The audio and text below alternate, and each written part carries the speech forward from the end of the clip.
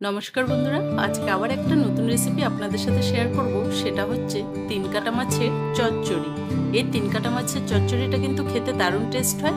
তো আমি কিভাবে তিন কাটা মাছের চচ্চড়িটা বানাই সেটাই আজকে আপনাদের সাথে শেয়ার করব। তো চলুন একবার দেখিয়ে দিই। নমস্কার বন্ধুরা, আমি সুজাতা, আপনাদেরকে সুজাতাস কিচেনে অনেক অনেক স্বাগত। তিন কাটা মাছের চচ্চড়ি বানানোর জন্য এখানে আমি নিয়েছি তিন কাটা মাছ 250 গ্রাম। তো এই মাছটাকে ভালো করে কেটে ধুয়ে পরিষ্কার করে রাখা আছে।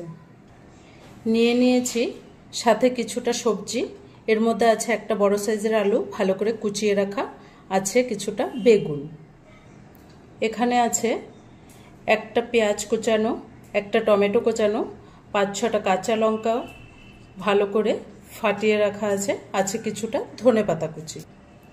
এবার একটা পাত্রের মধ্যে প্রথমে আমি দিয়ে দেব কুচিয়ে রাখা আলুটা, দিয়ে দিচ্ছি সাথে বেগুন, সাথে দিয়ে দেব কুচিয়ে রাখা পেঁয়াজটা, দিয়ে দিলাম কুচনো টমেটো, দিয়ে দেব ফাটিয়ে রাখা কাঁচা লঙ্কা, এখানে দিয়ে দেব হাফ চামচের মতো আদা বাটা, 5 থেকে 7টা রসুনের কোয়া ভালো করে পিষে রাখা আছে, তো এতটা হয়েছে। দিয়ে দেব জিরে বাটা, দিয়ে দেব বেশ কিছুটা শুকনো লঙ্কা বাটা, ঝালটা আপনারা আপনাদের পরিমাণ মতোই দেবেন। দিয়ে দেব পরিমাণ মতো নুন, দিয়ে দেব হলুদ গুঁড়ো। কালারটা খুব সুন্দর আসার জন্য এখানে আমি দিয়ে দেব অল্প করে কাশ্মীরি লঙ্কার গুঁড়ো। সব কিছু মশলা দেওয়া হয়ে গেছে, এবার দিয়ে দেবো এখানে বেশ কিছুটা কাঁচা সর্ষের তেল। কাঁচা সর্ষের তেল দেওয়ার পরে এবার কিন্তু সব কিছু একসাথে ভালো করে চটকে মেখে নিতে হবে। মাছটা এখন দিলাম না, প্রথমে মাছের সাথে যদি একবারে এইভাবে চটকে মাখা হয় তাহলে কিন্তু মাছটা ভেঙে নরম হয়ে যেতে পারে। তো এভাবে ভালো করে মাখতে হবে, মেখে কিন্তু একদম নরম করে নেব। এভাবে হাতে মেখে মাছটা রান্না করলে কিন্তু খেতে দারুণ টেস্ট হয়। তো সব কিছু একসাথে দিয়ে ভালো করে মেখে নিয়েছি। এবার দিয়ে দেব এখানে মাছটা। মাছটা দেওয়ার পরেও এবার সুন্দর করে কিন্তু বেশ আরও কিছুক্ষণ ধরে মাখাতে হবে। মাছটা একদম ফ্রেশ আছে, এরকম ফ্রেশ মাছ হলে এভাবে কিন্তু মাখিয়ে রান্নাটা করলে কিন্তু খেতে দারুণ টেস্ট হবে। সুন্দর করে মাখিয়ে নিচ্ছি। মাছটা সুন্দর করে কিন্তু মাখা হয়ে গেছে, এবার আমি রান্নাটাকে শুরু করব। এদিকে একটা কড়াই বসিয়ে দিয়েছি, কড়াইটা গরম হয়ে গেছে, এখানে দিয়ে দেব অল্প করে সর্ষের তেল। ছোট মাছ রান্নাটা আপনারা সবসময় চেষ্টা করবেন সর্ষের তেলেই রান্না করতে, তাহলে কিন্তু রান্নাটা খেতে দারুণ টেস্ট হবে। তেলটাকে সুন্দর করে কড়াইয়ের চারো সাইড দিয়ে এভাবে ঘুরিয়ে লাগিয়ে দিচ্ছি। এখন অল্প করেই তেল দিয়েছি, গরম হয়ে গেছে। এবার এর মধ্যে দিয়ে দেব অল্প করে কালো জিরে,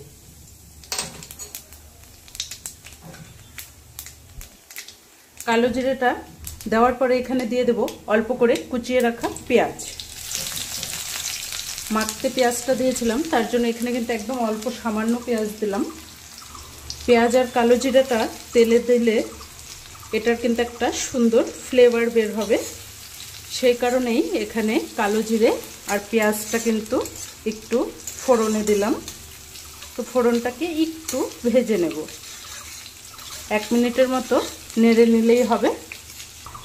পেঁয়াজটা একটু ভালো করে ভাজা হয়ে গেছে, এবার আমি এখানে দিয়ে দেব মেখে রাখা মাছটা, একসাথেই ঢেলে দিলাম।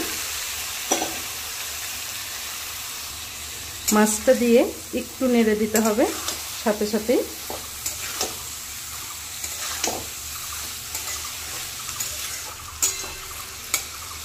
এবার আমি যেটাতে মাছ মেখেছিলাম সেই বাটি ধুয়ে কিন্তু সাইড দিয়ে অল্প করে জল দিয়ে দেব। একদম শুকনো শুকনো করেই করব, তার জন্য কিন্তু হাফ কাপের মতো জল দিলেই হয়ে যাবে, যেন সবজিটা আর মাছটা সুন্দর মতো সেদ্ধ হয়ে যায়। একদম ভালো করে কুচিয়ে দিয়েছি, সেই কারণে কিন্তু একদম তাড়াতাড়ি সেদ্ধ হয়ে যাবে। এবার আমি সুন্দর করে কিন্তু ঢেকে দেব। তো তার আগে এবার উপর থেকে আর একটু করে 1 চামচের মতো কাঁচা সর্ষের তেল দিয়ে দেব। এভাবে উপর থেকে 1 চামচ কাঁচা সর্ষের তেল দিলাম। এই কাঁচা সর্ষের তেলের জন্য কিন্তু ফ্লেভারটা সুন্দর আসবে। এবার আমি ঢাকা দিয়ে রেখে দেব। 15 থেকে 20 মিনিটের মধ্যে কিন্তু হয়ে যাবে, কিন্তু তার মাঝে আরেকবার করে উল্টে দিতে হবে।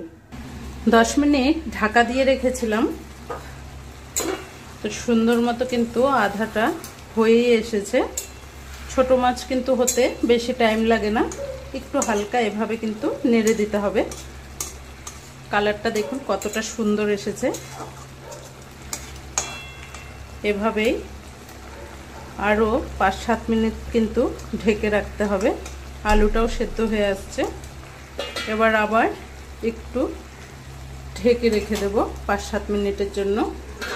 আরও 10 মিনিট ঢাকা দিয়ে রেখেছিলাম। এবার দেখুন মাছের চচ্চড়িটা খুব সুন্দরভাবে কিন্তু হয়ে গেছে। এবার আমি ওপর থেকে দিয়ে দেব বেশ কিছুটা ধনেপাতা কুচি। তাহলেই কিন্তু আমাদের ছোট মাছের চচ্চড়ি একদম রেডি। এবার আপনাদেরকে প্লেটে ঢেলে দেখাচ্ছি চচ্চড়িটা কেমন হয়েছে।